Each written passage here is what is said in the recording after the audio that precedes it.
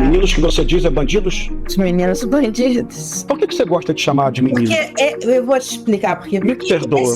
porque esse Desculpa, vídeo... me perdoa, tá? Não, Eu nunca vi jornalistas no mundo chamando bandidos de meninos. Será que é alguma coisa forte do teu coração?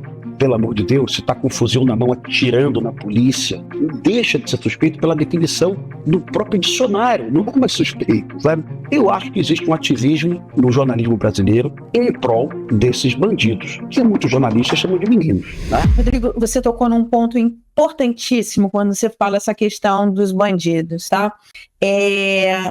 Como é que a gente... Quer dizer... A gente viu cenas de muitas pessoas e muitos jovens mortos, tá? Como é que eu sei se todos são bandidos ou não? Quem é bandido nessa história? Como é que se diferencia quem é bandido e quem é inocente? Aquela roupa camuflada que o Comando Vermelho está utilizando hoje, em quase todos os comunitários, o Comando Vermelho também utiliza a farda preta também, tá? Aquilo não é fantasia de carnaval nem de bate-bola, tá? Você tá com aquela roupa ali, é 100% bandido. Pode ter certeza disso.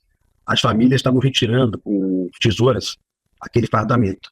Em operações policiais no Rio de Janeiro nos últimos anos, certamente morreram muitos inocentes vítimas de balas perdidas ou então até mesmo da maldade da violência policial. Isso aí é incontestável, né? Eu fiz um filme falando sobre isso, Tropa de Elite.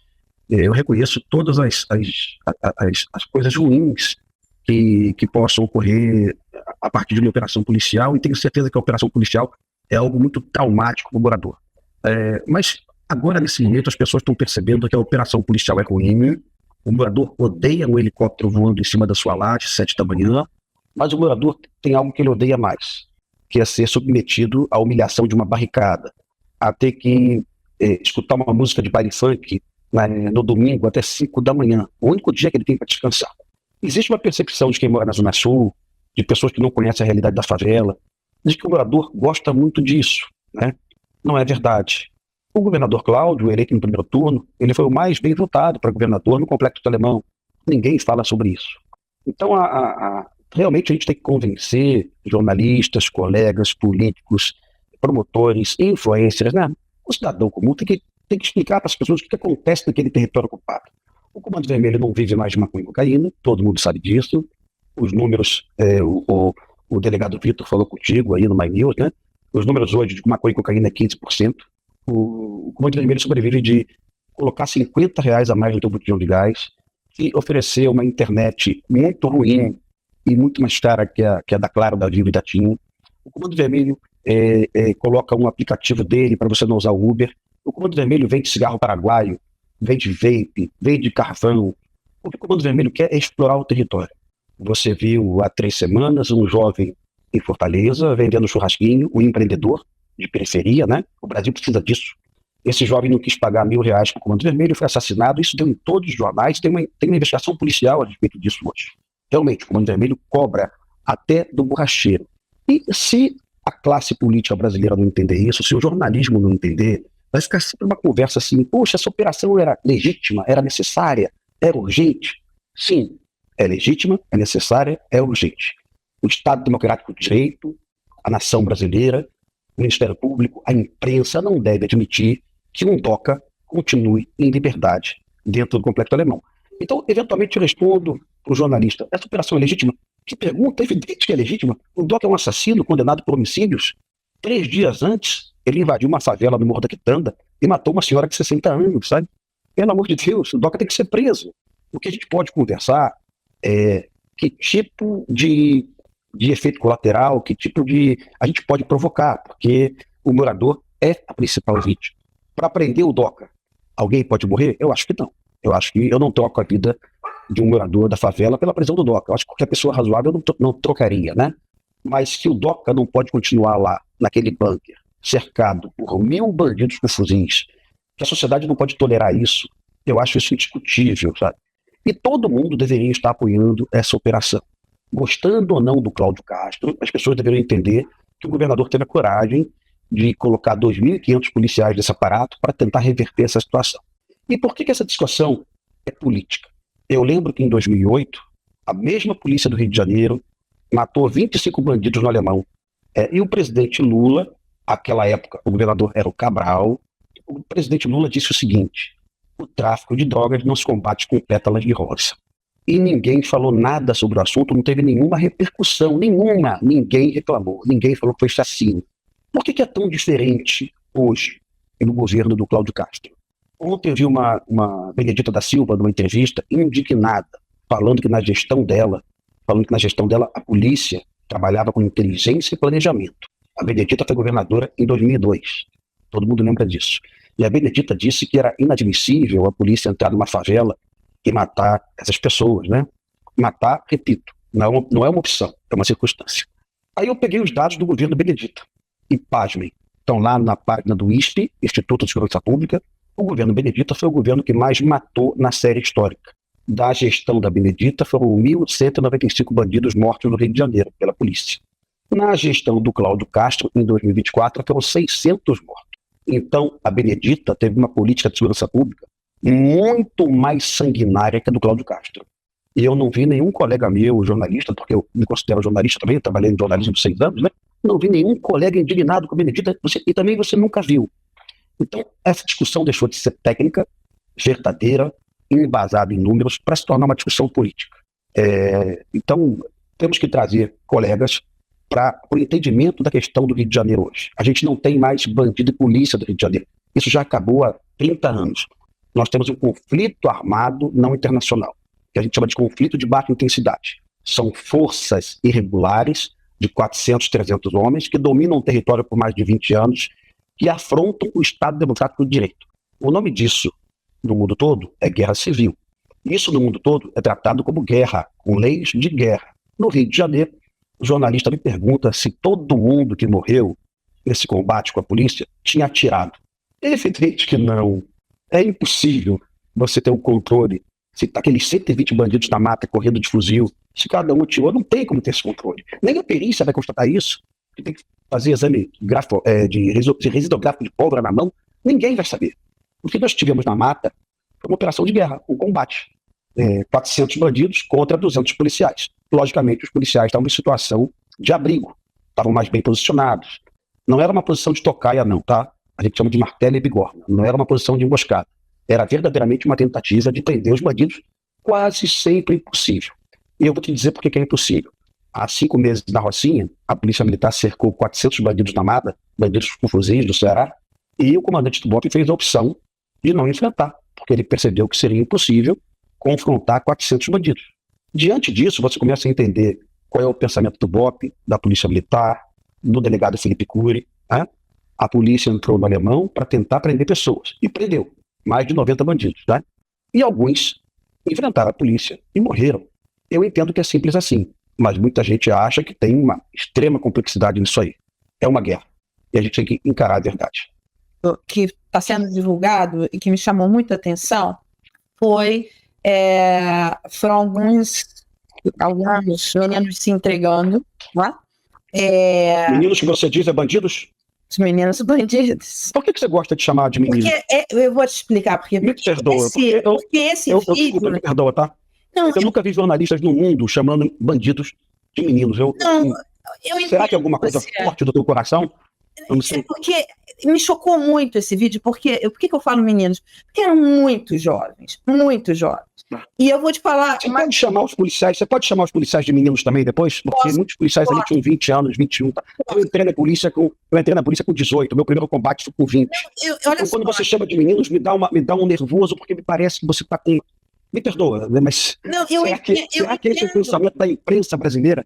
Menino, certo? Olha só, eu entendo muito você. Eu tenho, meu irmão é policial, meu pai era militar, enfim, venho de uma família que tem policiais, tem militares, e tenho amigos policiais que já, enfim, perdemos amigos policiais. Eu sei o quanto é duro isso e sei a posição. Eu entendo o que você está falando, mas esse vídeo eram meninos, porque eram muito jovens, por isso. Bandidos, ok. Perfeito. Tanto que estavam se entregando. Gosto mais, viu? Gosto mais. Tanto que estavam se entregando. Mas o que me chocou ali?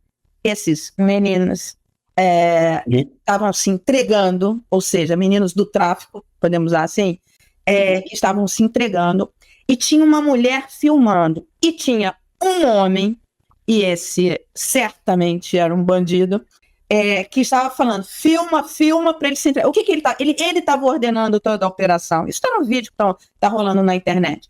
Ele estava ordenando toda a operação. Ou seja, aquela mulher estava sendo ordenada por ele para ela filmar, para que não matassem, não atirassem nesses rapazes se entregando, nesses que servem o tráfico, nesses bandidos se entregando, ok? Ok. O que eu queria chamar a atenção para isso? Quer dizer, eu vejo ali claramente o comando do tráfico atuando ainda firmemente no ordenamento ali daquela comunidade, entende? Assim, a minha questão é como é que se tira esse poder do tráfico dentro dessa... Porque esses meninos, essa mulher, essa comunidade está sendo subjugada pelo tráfico, entende? O tempo todo. Eu acho que, assim, quanto desses rapazes, bandidos, enfim, estão ali por escolha ou por falta de escolha, entende? Eu não sei, é difícil, eu não vivo numa comunidade, embora já tenha feito trabalhos pastorais em algumas comunidades no passado, mas eu vejo claramente ali um chefão mandando naquilo todo. Essa mulher não pode dizer para ele, não vou fazer isso. Ela morre na hora se ela faz uma coisa dessa. Quer dizer, morrer na melhor das hipóteses, porque pela denúncia do MP a gente viu torturas ali horrorosas que eles fazem com a comunidade, entende? Então, assim, eu estou te falando tudo isso para dizer o seguinte, é utópico achar que é possível tirar esse comando do tráfico lá, porque esse é o grande problema. Esse Estado que está lá. Olha, retomar o território sem combate, sem prisão, é impossível. Nós vimos uma experiência no Rio de Janeiro, que foi a UPP, né, onde a Polícia Militar, apoiada pela Marinha do Brasil, pelo Exército Brasileiro, tomou lá o Complexo do Alemão, isso em 2011. E você lembra que eu aplaudi, falei, dessa vez vai, conseguimos, ganhamos a guerra, pacificamos o Complexo do Alemão. O que ocorreu, no entanto? O Exército Brasileiro ocupou o Complexo do Alemão por 19 meses, e nesse período nós tivemos 0 mortes, ou seja, foi muito bom no que se refere à preservação das vidas humanas, que é a coisa mais importante. No entanto, o Exército Brasileiro não teve autorização para realizar busca e apreensão. Então, os fuzis ficaram lá. Quando o Exército Brasileiro saiu, os bandidos voltaram, recuperaram seus fuzis, estavam escondidos em capofas, em casas, né? E começou o confronto novamente, e dezenas de policiais foram mortos. Policiais novinhos, meninos de 18, 19 e 20 anos, assassinados em contêineres, né? E a gente percebeu que não existe possibilidade de ocupar um território sem retirar todas as armas, sem prender todas as lideranças, ou então, de acordo com a circunstância, matar algumas lideranças. Se você não fizer isso, a ocupação não vai funcionar, porque o bandido vai continuar lá no terreno, escondido, ameaçando o morador, ameaçando o policial, atirando contra os policiais, né? Isso tudo a gente já viu no Rio de Janeiro. Então, eu gostaria, no mundo ideal, eu não sou presidente, também não quero ser presidente, tampouco desejo ser ministro da Justiça, tampouco governador. Mas no mundo ideal, há aproveitamento de êxito. Fomos lá, prendemos 85 bandidos, retiramos 120 fuzis, quase ganhamos a guerra. Agora vamos ocupar o terreno, vamos colocar lá esporte, lazer, cultura, escola de 8 da manhã até 5 da tarde. Aí, quem sabe, a gente vai vencer a guerra. Mas aí, há 5 anos, há 6 anos, você falou da garotada que tem um apreço pelo tráfico e não pela milícia. Depois você coloca no vídeo aqui de suporte, quando estiver no ar, as imagens da festa junina, que o Peixão, como festa junina não, do Dia das Crianças do Peixão, no Complexo de Israel, favela da Cidade Alta. Aliás, não é uma favela, tá? É um conjunto habitacional, não é favelizado. O Peixão ofertou brinquedos que pouquíssimos pais do Brasil teriam condição de ofertar aos seus filhos, né? Brinquedos de luxo, bonecas lindas, carrinho elétrico, PlayStation, bolas lindas, sabe? Um Dia das Crianças daquele de menino de Zona Sul, tá? Logicamente o Peixão fez isso com produtos roubados, com comerciantes extorquidos, né? Não usou o dinheiro dele, logicamente. Mas para aqueles garotos do Complexo de Israel, Acari, Lucas e Vigário, o Peixão passou a ser a grande referência. O nome disso é Estado híbrido. O Estado brasileiro não está lá, não consegue oferecer muita coisa para os moradores, o Peixão vai lá e oferece um pacote de coisas, mas também não substitui o Estado.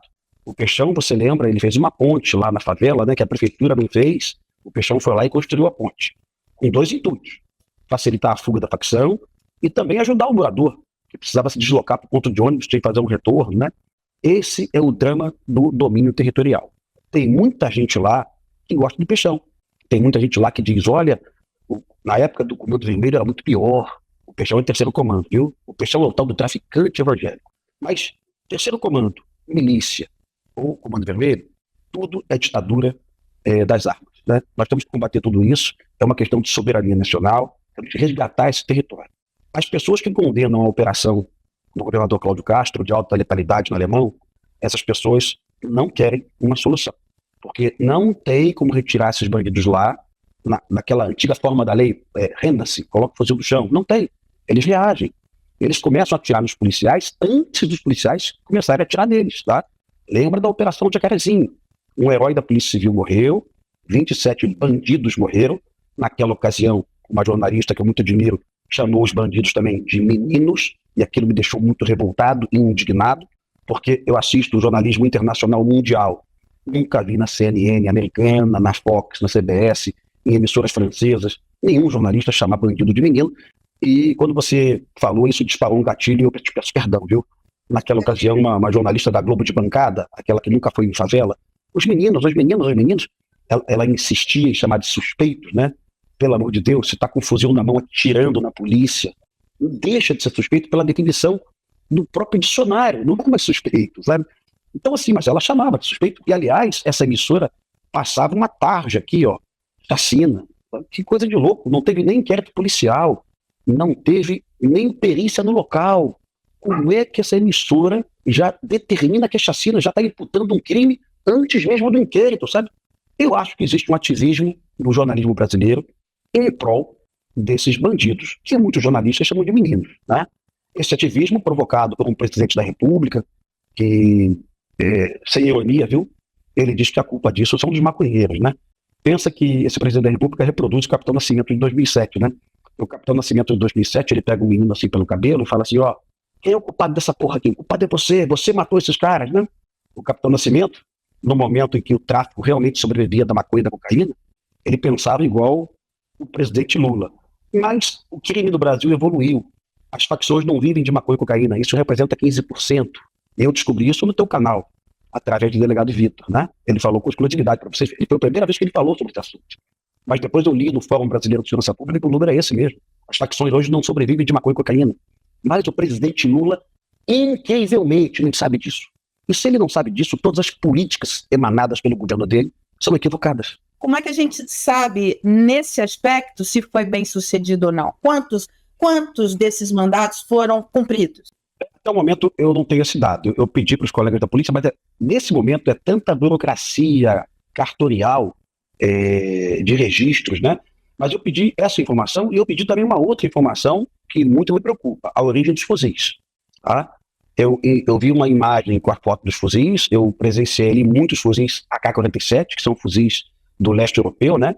Quase sempre provenientes da Rússia, Tchecoslováquia, da Bulgária, né? E vi alguns fuzis Colt. Por que eu estou te falando isso? Porque há pouquíssimo tempo, o ministro Dino, e eu não tenho nenhuma mágoa dele não, eu acho que ele é um cara muito inteligente, por sinal, ele disse que os fuzis utilizados pelas facções do Brasil pertenciam aos CACs. Naquela foto que apresentada pela polícia, não tinha fuzil P4, que é o fuzil Taurus, que normalmente é o fuzil dos CACs, né? Então, de novo, se o ministro da Justiça acha que as armas das facções são dos CACs e as armas não são, sinal que eles desconhecem todas as dinâmicas do crime no Brasil. Perfeito? Então, eu estou aguardando a informação desses fuzis, dos colegas da polícia, e estou aguardando também a informação das munições, tá? Porque essas munições eventualmente apreendidas, eventualmente elas são desviadas de paióis, né? Isso tudo vai estar num grande inquérito policial, essas informações podem ser relevantes para que a gente possa enfrentar a realidade do Brasil. Mas surpreendente é o desconhecimento do governo federal sobre tudo isso. Você nunca viu o ministro Lewandowski falando sobre barricadas nas favelas. Ele nunca falou. Você nunca viu o presidente Lula ou o ministro Ricardo Lewandowski falando sobre um fenômeno brasileiro novo, que a gente chama-se êxodo urbano de guerra, que é o deslocamento de guerra. São refugiados de guerra no estado do Ceará, expulsos de suas casas, de condomínios do Minha Casa Minha Vida, de periferias, né, pelo Comando Vermelho. Né? Isso é uma tragédia humanitária sem precedentes, isso é uma vergonha para o Brasil. Jornalistas no Brasil não tocam nesse assunto. Jornalistas preferem a imagem da operação policial no Complexo Alemão. Isso, segundo eles, é mais importante, mais relevante. E talvez seja mesmo, mas eu creio que ambos sejam relevantes. E aí a gente fica debatendo sobre mentiras. Ontem você viu, e eu fiquei revoltado demais, você viu uma pessoa que eu também admiro, tá? Porque eu admiro muita gente da esquerda, viu? Eu já estive quase lá. Ontem você viu a Benedita da Silva, ex-governadora do Rio de Janeiro, emocionada, esbravejando sobre a falta de inteligência e planejamento das polícias. Ela disse que no governo dela, em 2002, a polícia planejava e prendia bandidos sem atirar. Ela disse isso, por gentileza, deu uma checada. Tá? Ela estava cercada pelo Lindbergh, por outros deputados da esquerda, todos eles emocionados, né? E aí eu fiz um exercício que a imprensa brasileira definitivamente não faz. Não faz. Eu chequei nos dados do ISP os números da letalidade policial do governo Benedita. E, pasmem, foram os piores números da história do Rio de Janeiro. Na série histórica de 95 a 2002, o governo Benedita foi o que mais matou na história. Sabia disso? Não sabia disso. Sabia? Bom, talvez não se preocupe com isso. Então, será que um jornalista ontem... colocar esses números. Será que um jornalista ontem, naquela coletiva da Benedita, se ele tivesse um pingo de conhecimento, de honestidade moral, de caráter, de ética, será que ele não poderia levantar a mão? Benedita, acabei de checar os números do seu governo, foram os piores da série histórica. Os piores. A polícia que mais matou no Rio de Janeiro não foi a do Cláudio Castro, foi a sua. A do Cláudio matou, em 2024, 669 bandidos em confronto. A da Benedita matou 1.195. Então, será que verdadeiramente... Os números... Enfim, pode falar. Eu aqui vou defender o jornalista. Ele certamente não tinha esse número na mão e concordo. Não. Me perdoa. Me perdoa a sua ingenuidade. Eles não querem buscar esse número. Não. Me perdoa. Pode ser. Eles são astutos, eles são inteligentes, eles são velozes, eles são maravilhosos. Ok. Eles não querem buscar esse número, você sabe disso. Me perdoa, tá? A esquerda tem uma dificuldade, e eu acho, aí é uma impressão minha, até escrevi sobre isso, acho que o silêncio do presidente Lula nesse momento é a ausência de respostas, de respostas para esse enfrentamento. Enfim, acho que isso, o que é um problema sério, porque é o líder máximo, é um político incontestável, assim, uma liderança incontestável politicamente, poderia abraçar essa causa e falar, vamos resolver essa situação, mas enfim. Pelo que ele vai mandar prender maconheiro, viu? Porque o que ele acha que... Não provoca, Rodrigo, não provoca. Você está provocando, não provoca. Vamos lá. E os maconheiros quase todos voltam na esquerda. Esse que é o drama pessoal incrível. Tem maconheiro na direita também. Tem maconheiro. Olha,